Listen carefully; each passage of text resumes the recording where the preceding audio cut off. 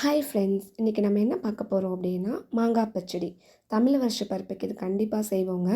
இனிப்பு, புளிப்பு, துவர்ப்பு, உப்பு, காரம், கசப்பு இந்த 6 டேஸ்ட்டுமே பேலன்ஸ் ஆகி செய்கிற டிஷ் தாங்க. ஒரு 2 மாங்காய் நல்லா புளிப்புள்ள மாங்காவாக எடுத்துக்கோங்க. எடுத்து நல்லா குக்கரில் வந்து கொஞ்சம் தண்ணி விட்டுட்டு 2 உப்பு போட்டுட்டு நல்லா மூடி வச்சு ஒரு 4-5 விசில் விட்டு எடுத்து நல்லா ஃப்ரை பண்ணி எடுத்துக்கோங்க. நல்லா அந்த வாசனை வர வரைக்கும் ஃப்ரை பண்ணிவிட்டு அதையும் தனியாக எடுத்து வச்சுக்கோங்க.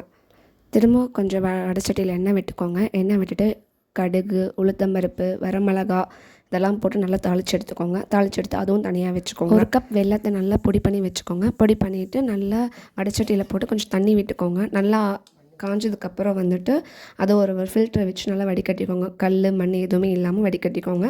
அதுக்கப்புறம் கம்பி பாகுக்கு அடுத்த பாகு வரட்டுங்க. நல்லா அது வரைக்கும் நல்லா வற்றட்டும். வற்றினதுக்கப்புறம் கொஞ்சம் ஜாரில் வந்து தேங்காவும் கொஞ்சம் அரிசி மாவு போட்டு நல்லா அரைச்சி அதில் விட்டுடுங்க. வெந்த மாங்காவையும் போட்டுடுங்க. நல்லா போட்டு நல்லா கொதிக்கட்டும். கொதிச்சதுக்கப்புறம் வந்துட்டு வறுத்து வச்ச வேப்பம்பூவு, தாளித்த அந்த கடுகு, உளுத்தம் பருப்பு, வரமிளகா அதையும் போட்டு நல்லா கொதிச்சதுக்கப்புறம் சுவையான மாம்பழ பச்சடி ரெடி. ட்ரை பண்ணி பார்த்துட்டு எப்படி இருக்குன்னு சொல்லுங்கள். தேங்க்யூ.